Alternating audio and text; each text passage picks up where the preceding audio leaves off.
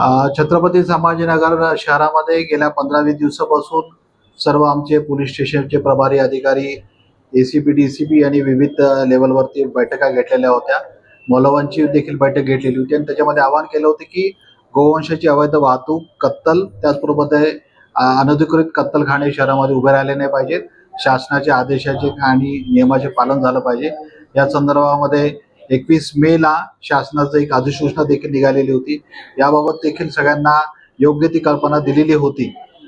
Piece कमिटीच्या meeting झालेल्या होत्या, त्याच्यामध्ये देखील आपण या बाबी स्पष्ट केलेल्या होत्या. तसेच मौलवींनी देखील व्हिडिओ तयार करून त्यांनी देखील सर्व शहरातील नागरिकांना आवाहन केलेलं होतं की अशा प्रकारचे गोवंशाची अवैध वाहतूक, कत्तल आणि अनधिकृत कत्तलखाने कुणीही सुरू करू नयेत. तरी देखील गेल्या 3 दिवसापासून आम्ही प्रयत्नपूर्वक कसोशीने स्वतः माहिती काढलेली होती की काही एरियामध्ये शहरामध्ये अशा प्रकारे अवैध जनावरांचा साठा करून ठेवला जात आहे. त्या अनुषंगाने जिन्सी पोलीस स्टेशनमध्ये विशेषतः मोठ्या प्रमाणावरती जनावरे ही जमा झालेली आहेत आणि तो एरिया पण स्पेसिफिक आम्ही शोधून काढलेला होता.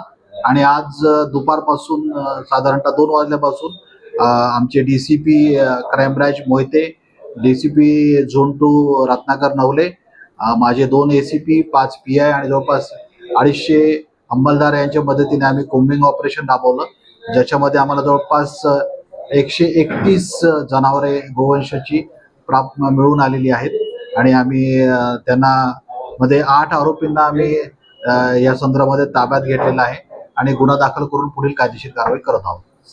या अगोदर सभागृहात मकोका अंतर्गत कारवाई करायचं आश्वासन दिलं होतं. हो, या आरोपीचा जर रेकॉर्ड निघाला त्याचे कारण निश्चित आम्ही या बाबतीमध्ये पूर्वी देखील मीटिंगमध्ये वेळोवेळी सर्वांनी सूचना दिलेल्या आहेत की या बाबतीमध्ये आम्ही मकोकाप्रमाणे कारवाई करणार आहोत आणि या देखील आरोपींचं क्रिमिनल रेकॉर्ड आम्ही पडताळू, तपासू आणि मकोकाप्रमाणे जर कारवाई होत असेल तर त्यांच्यावर निश्चितपणे आम्ही करू.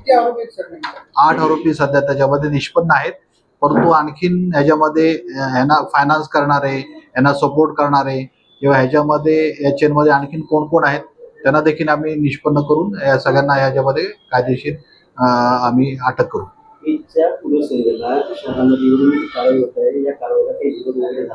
नाही, निश्चित कुठल्याही प्रकारचा विरोध आम्हाला झाला नाही. सर्व नागरिकांनी आम्हाला चांगल्या प्रकारे सहकार्य या कारवाईच्या दरम्यान दुपारपासून केलेलं आहे. आमचा बंदोबस्त शहरामध्ये पुरेसा लागलेला आहे. पोलीस यंत्रणा पूर्णपणे सतर्क आहे.